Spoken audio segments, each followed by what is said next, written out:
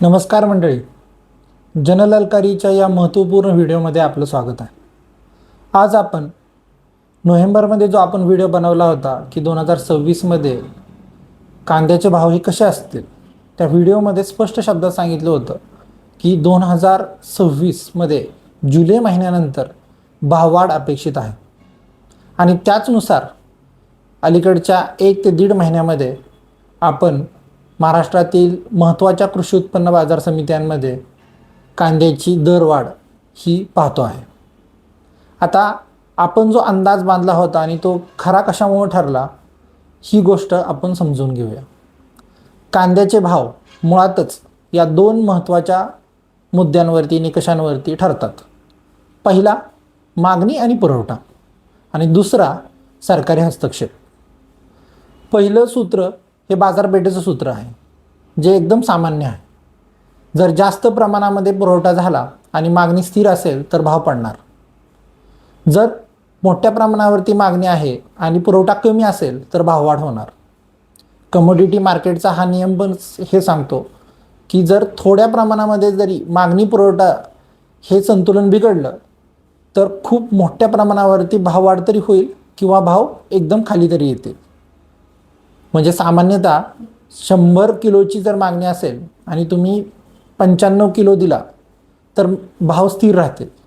पण जो तो 90 किलोवरती जरी आणला तरी भाव प्रचंड प्रमाणामध्ये वाढणार.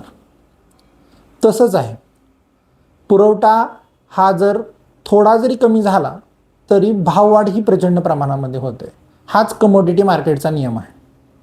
त्यानुसार आता जी भाववाढ होते ती नक्की कोणत्या आधारावरती होते, तर गेल्या वर्षी म्हणजे 2025-26मध्ये या कृषी वर्षामध्ये देशामध्ये 307 लाख टन एवढं कांद्याचं उत्पादन झालं. त्या अगोदरच्या वर्षाच्या तुलनेमध्ये जवळपास नगण्य ही कमी उत्पादन होतं, पण उत्पादनाच्या पातळीवरती स्थिरता होते. आता मागणीच्या बाजूला मागणी फक्त घरगुती वापर महत्त्वाचा ठरत नाही, तर निर्यात ही सुद्धा एक खूप महत्त्वाची जमेची बाजू असते.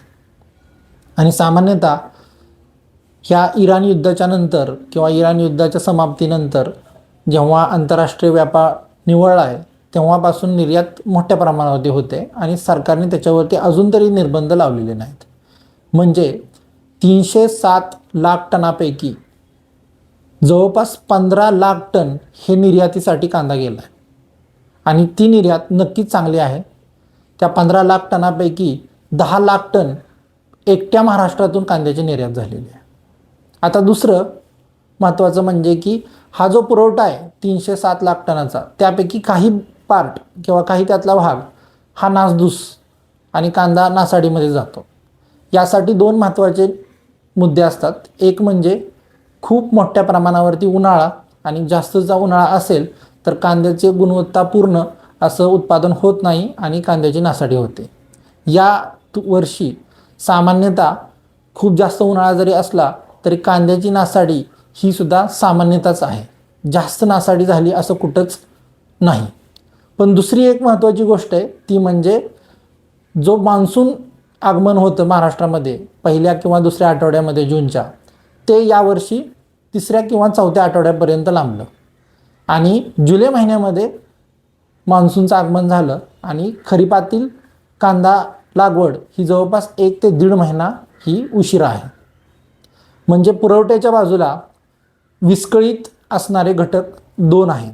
एक म्हणजे खूप मोठ्या प्रमाणावरती असणारा निर्यात, आणि दुसरं मान्सून खूप उशिरा आल्यामुळं लागवडी कमी झालेल्या आहेत, त्यामुळं पुरवठा मर्यादित. आता मागणी बाजूला जर तुम्ही गेला तर निर्यातदार मोठ्या प्रमाणावरती मागणी वाढवत आहेत.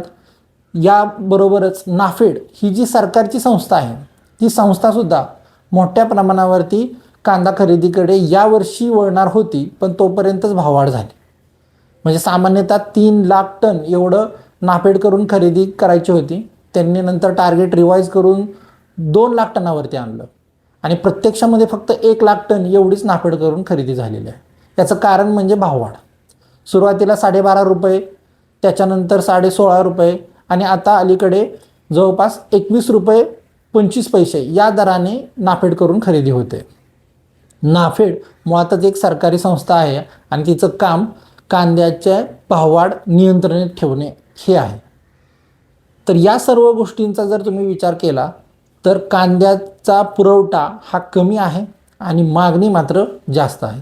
हेच कारण आहे गेल्या 1 ते 1.5 महिन्यामध्ये कांद्याचे भाव चढे आहेत. आता पुढे काय होणार हे पण आपण थोडंसं समजावून घेऊया.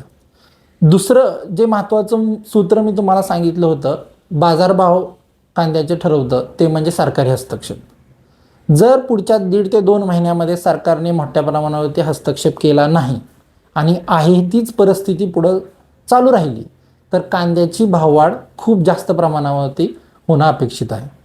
पुढचे 1 ते 1.5 महिना हा कांद्याच्या भाववाढीसाठी खूप महत्त्वाचा ठरणार आहे. याचं कारण म्हणजे श्रावण महिना आणि त्यानंतर या सर्व सणसुदीमुळे मोठ्या प्रमाणावरती लोक घराच्या बाहेर पडू शकतात आणि त्यातूनच बाजारपेठेमध्ये आणखी कांद्याची मागणी वाढण्याची शक्यता नाकारता येत नाही. याबरोबरच हा कर्नाटकचा जो पट्टा आहे की ज्या ठिकाणी खरीपामध्ये सर्वाधिक जास्त लागवड दरवर्षी होते त्या ठिकाणी आत्ताच्या माहितीनुसार जवळपास 60% एवढंच लागवड झालेली आहे. याचं कारण म्हणजे की लांबलेला मान्सून.